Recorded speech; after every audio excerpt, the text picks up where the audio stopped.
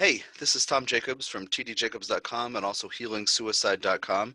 And I'm an energy worker and a channel and a medium, also an evolutionary astrologer. And I do all kinds of different healing work or work to attempt to help you balance and clear your space and become more happy and healthy and sane. And this is one of the videos in the series of COVID-19 videos. And there's nothing wrong, it's just the lighting in here where you can actually see how pink, as a Caucasian, I really am.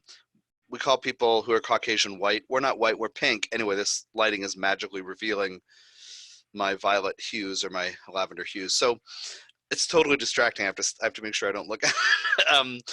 So a Lilith opportunity, COVID-19, quarantined at home, a Lilith opportunity. Now this fits a little also with the Saturn in Aquarius square Uranus and Taurus opportunity, but I want to frame this in terms of, oh my God, look how pink. Jeez Louise. I want to frame this in terms of a Lilith opportunity. Now, for those of you who are familiar with my work, you know I spent a lot of years working on the true Black Moon Lilith or the osculating apogee. It's not the mean position that's so widely available in software and in most astrologers' work on Lilith, but the true Black Moon position. If you're making charts on in astrology software, deep in the settings and preferences, you might find a place where you can choose with Lilith or Black Moon, mean or true.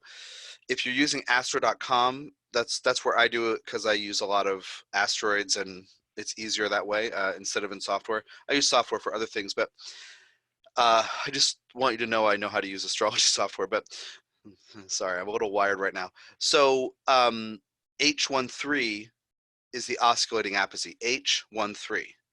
And you would enter that in the little text box under additional bodies or asteroids or something on the extended chart selection page of astro.com.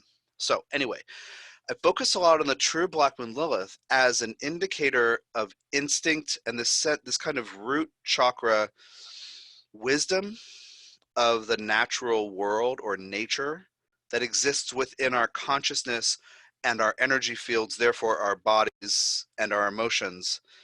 So the root chakra I consider as this kind of nexus between, physical body, quite obviously, and energy, right? The root chakra has to do with immunity, our sense of safety in the body, connection to the world, connection to nature.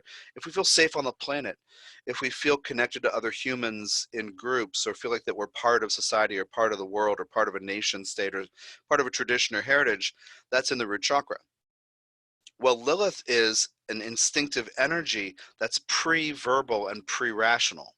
Sometimes you can't explain or can't justify logically why you say yes to this and no to that other thing. That's Lilith sometimes.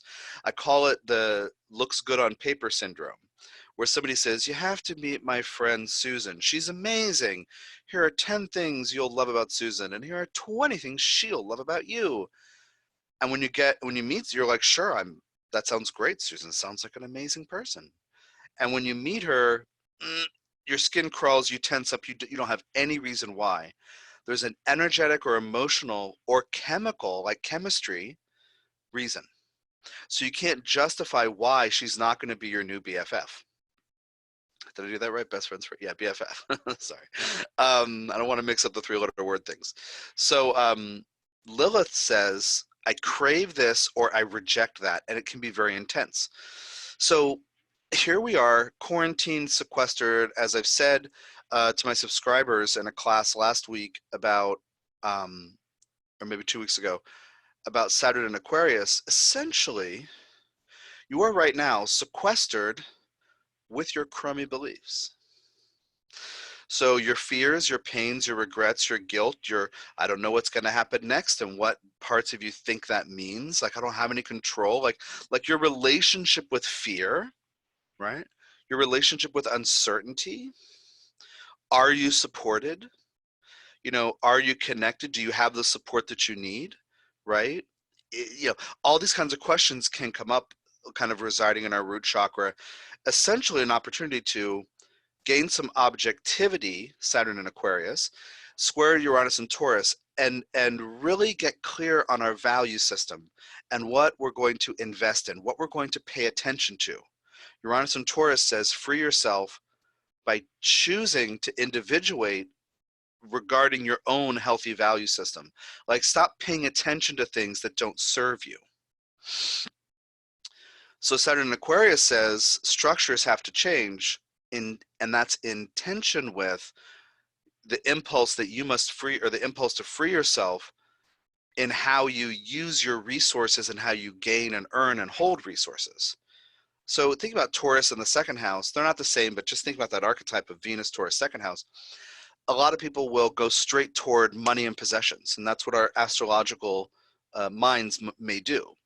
But if you think about it in terms of what you value, and then your money and possessions actually are energetic or material reflections of your value system and your self-worth, and how those dovetail together, how those weave together. You think about it that way, then you have tension between structures. Saturn must innovate now, Saturn in Aquarius. Necessity of the mother of is the mother of invention, right? I've been using that phrase a lot lately, where you have to come up with a new way of doing something, or you stand there and resist change and are stuck. That's Saturn in Aquarius. You can hold on to the old idea and not change, but the tension with Uranus and Taurus is to what are my values? What am I investing in?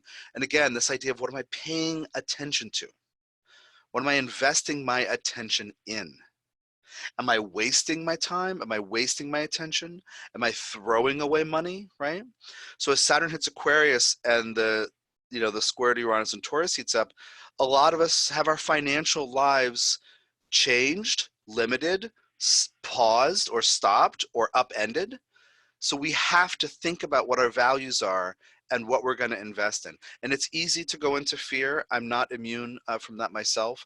But we're being pressed to evolve by asking these questions. So given that setup, a Lilith opportunity for you. You are quarantined with your crappy beliefs.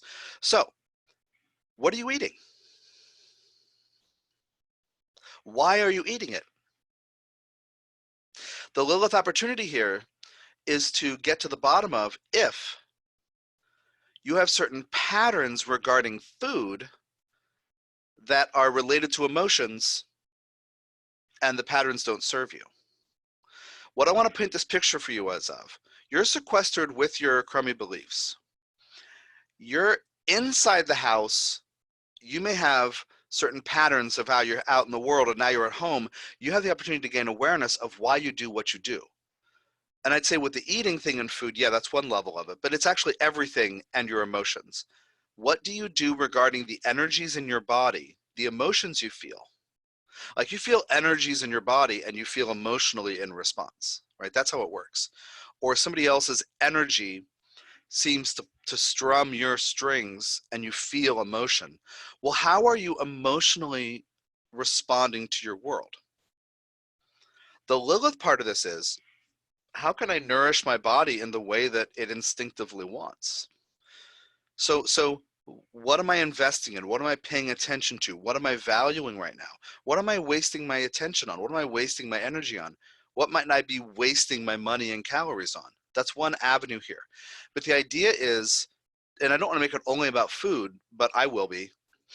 I'm noticing, just as a personal note, I'm noticing that like a couple of things. As I'm not out and about, I eat out almost not at all. So then I look at how I manage food at home and I'm like, yeah, okay, great. I have to pay attention to that in a new way again. And one of the details is, I don't know if it was a month ago, I started sprouting mung beans again. And so I'd have sprouts at home. Certain things I don't think I can sprout because if they give off certain odors, it might bother my girlfriend, who has some sensitivities and some health issues the last few years. So I haven't been sprouting a lot or juicing a lot. I may go back to juicing again too soon.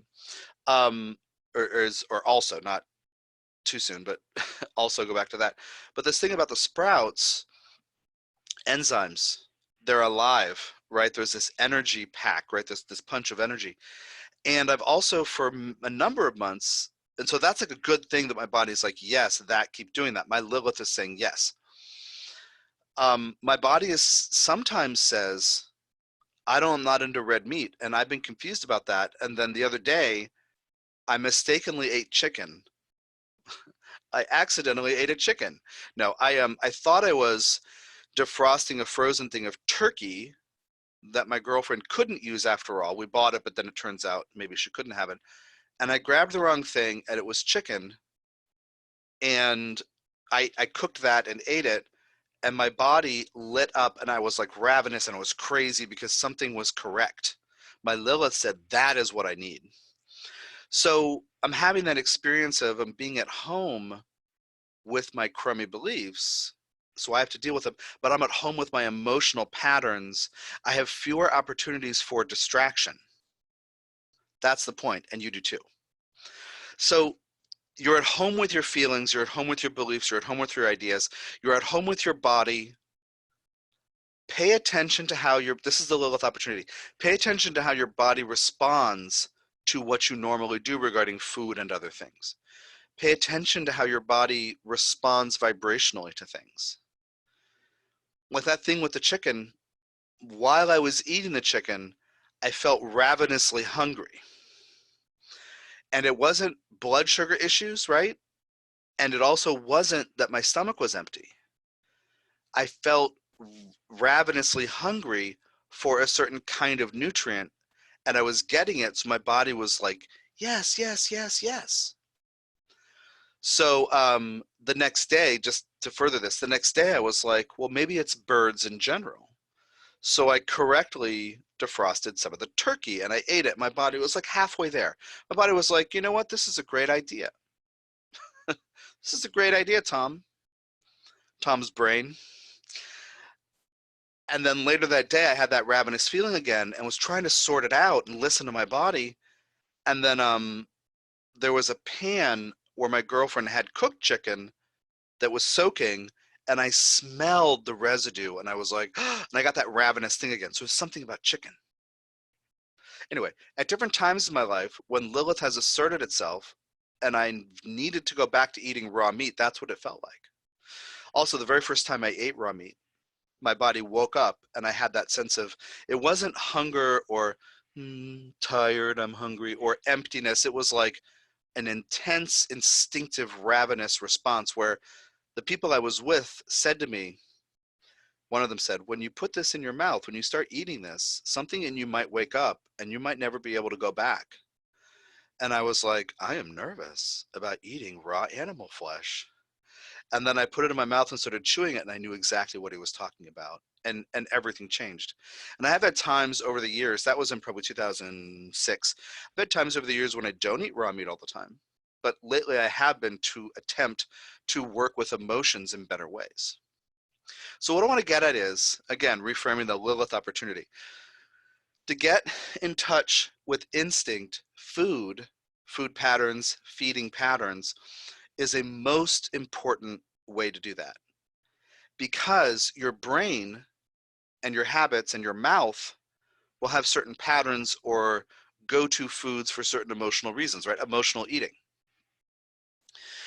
This has also been on my mind because Cerealia, the Festival of Ceres, starts, today's the 17th of April, starts on the 19th. So I did 29, I can't believe I did them, 29 20-minute series mini readings for the participants who opted for that. I did that in like, I don't know, 7 or 8 days or something. And talked a lot about, not about food patterns, but about care, nurturing, and love. And one of the things to understand about Ceres is we may inherit patterns about food or assumptions about love and care and what safety looks like, or what feelings of safety look like, regarding our moon or regarding our Ceres from caregivers from when we were young. Lilith now is the course correction because of instinct.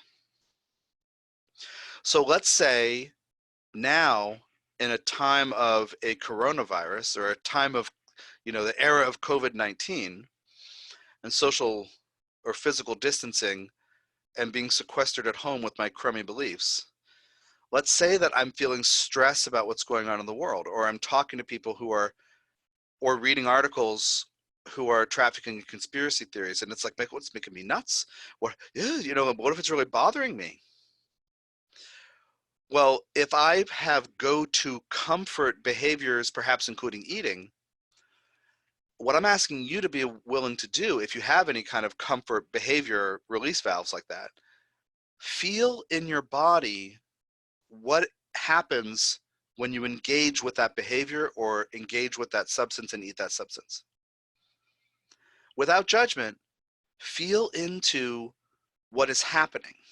Because it's possible that in order to feel comfort from stress, you are getting distracted from what it feels like in your body. The Lilith teaching is to get in your body and feel instinct without shaming it. So I'm eating more sprouts. I'm eating raw meat when my body says eat raw meat. But I'm eating cooked meat when my body says eat cooked meat. Or I'm eating no meat when my body says don't. Right? I'm eating more avocado and raw butter instead of raw cheese and raw milk. That's another transition where I feel cleaner because I'm not eating raw cheese. I'm eating some pasteurized yogurt, but it's totally plain. It doesn't have a bunch of garbage in it. But like I'm listening to my body, making those fine-tuning adjustments, and I'm finding myself more connected to instinct. So that's the Lilith opportunity of being sequestered.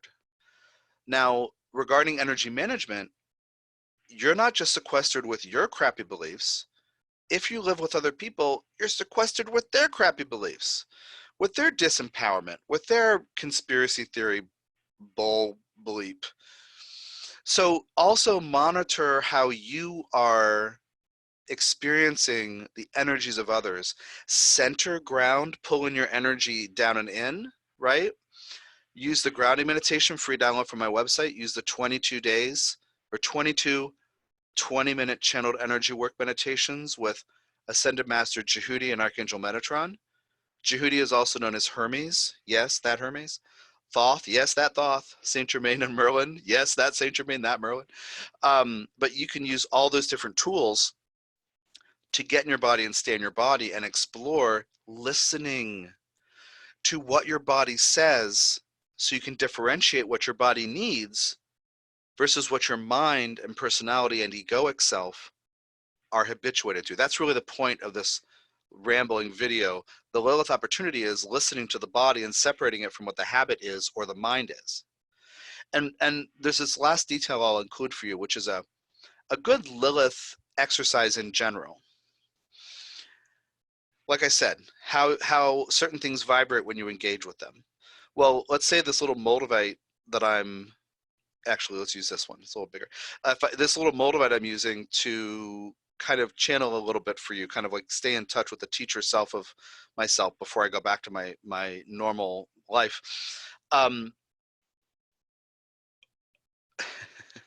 Where I'm zoning out because I've been working so much for Cerealia and everything else. But anyway, let's say this is a piece of food and it's on the table or it's on the plate or whatever, it's on the table. See how I live. Anyway, it's on a surface and you pick it up. Let's say you pick it up or you have it on a utensil and you get it closer to your body. You feel in your body what it feels like to engage energetically. How does this thing influence your energetic field? Maybe you say, I don't have any sensitivity to that. Fair enough.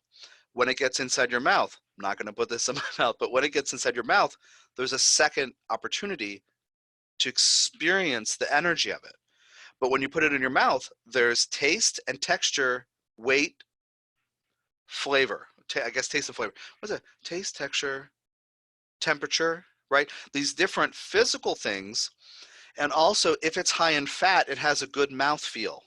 Your tongue feels satiated, and part of you goes, oh, I can relax because your body needs fat, right? Okay. If it's sweet, then there's that kind of response too, or whatever. Test it with something that has no fat and is not sweet at all. A mung bean sprout. And you put it on your mouth and you get chalky and you get earthy, and there's not really a taste except it's kind of vaguely earthy, like certain green things taste in a vaguely, way that is not fat, satisfying, or sweet, right? Or any of the other flavors. Then eat it, swallow it, let it, or a piece of spinach, piece of green something that's organic and clean, right? Swallow it and feel that vibration. Sit there. How does your body feel? So I look at it, possibility 1, phase 1. I touch it, phase 2. I bring it close to me, phase 3. Put it in my mouth, phase 4, or opportunity 4, right?